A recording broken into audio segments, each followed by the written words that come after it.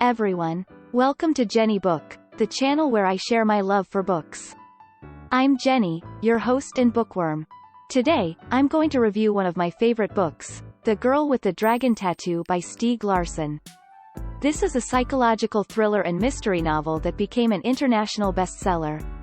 It's also the first book of the Millennium series, which has 6 books so far. Before I start, please don't forget to like this video and subscribe to my channel for more book reviews and recommendations. Also, let me know in the comments what you think of this book or what other books you want me to review. I love hearing from you guys. Now, let's get into the review. I'm going to divide this video into 4 parts.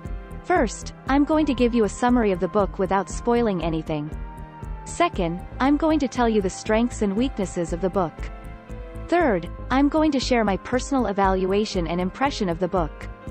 And fourth, I'm going to recommend this book to some readers and tell you why. This book has 2 main characters.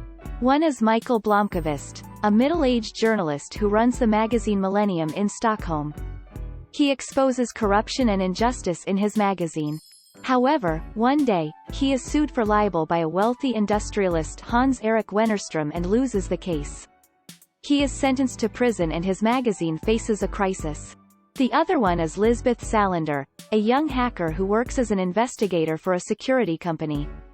She has a genius computer skill and a photographic memory, but she also has a social problem and a rebellious appearance. She has suffered from various abuse and violence since her childhood, and she is under legal guardianship. They meet each other when they are hired by another rich industrialist, Henrik Wenger. Wenger asks Blomkvist to find out the whereabouts of his niece Harriet, who disappeared 40 years ago. He promises to give Blomkvist some secret information about Wennerström. Blomkvist accepts the offer and goes to Wenger's mansion on an island. He starts to investigate Harriet's disappearance with Salander. They find out that Harriet's case is related to many big secrets and conspiracies, and brutal murders. They uncover the dark history and secrets of the Wenger family, and figure out Harriet's fate. In the process, they risk their lives and safety, and also develop feelings for each other. That's all I can tell you without spoiling anything. If you want to know more, you have to read the book yourself. The strengths of this book are as follows. Larsson was a journalist, so his writing style is very objective and clear. He describes complex events and characters in detail but not boringly. He also provides background knowledge about Sweden's politics, economy, society, culture, etc. This book is divided into 3 parts. The first part shows how Blomkvist and Salander face their own problems and situations. The second part shows how they investigate Harriet's case together. The third part shows how they reveal the truth and take revenge on Wennerström. Each part maintains tension and interest, but also harmonizes with the overall flow. The characters in this book are all unique and attractive. Especially, the protagonists Blomkvist and Salander are contrasting but compatible couple. Blomkvist is righteous, ethical, kind, diligent, and calm. On the other hand, Salander is rebellious, stubborn, critical, and violent. But she has a genius hacking skill and high intelligence, and she never compromises her principles and beliefs.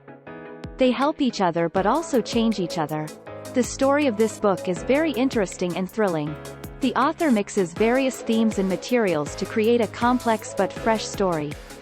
For example, family secrets and conspiracies, misogyny and violence, Nazis and religious groups, hacking and computer crimes, trials and media, etc. The author combines and connects these elements well, making the readers immersed and surprised until the end. The message of this book is strong and clear.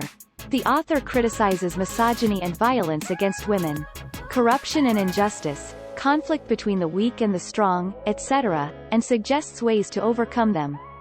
In particular, he emphasizes women's power and independence through Salander's character.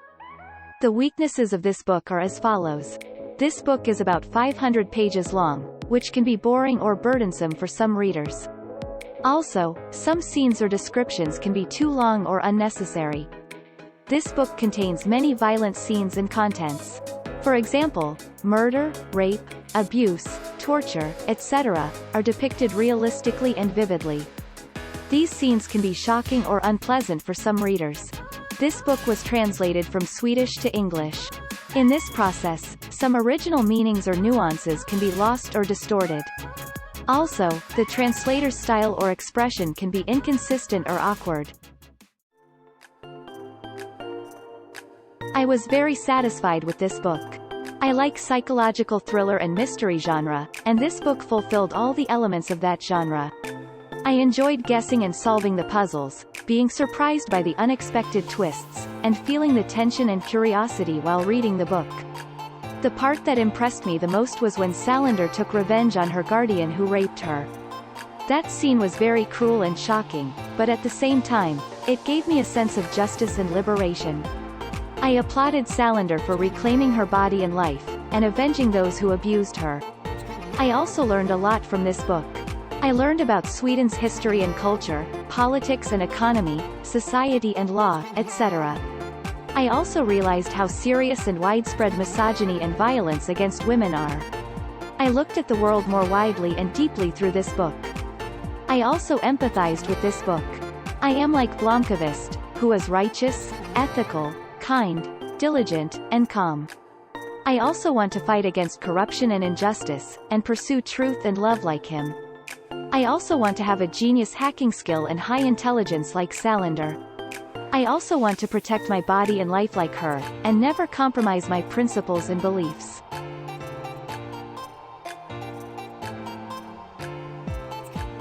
The readers I recommend this book to are as follows. Readers who like psychological thriller and mystery genre. This book provides complex and thrilling events and mysteries, unexpected twists and solutions, etc. Readers who like this genre will feel fun and excitement while reading this book. Readers who are interested in women's power and independence.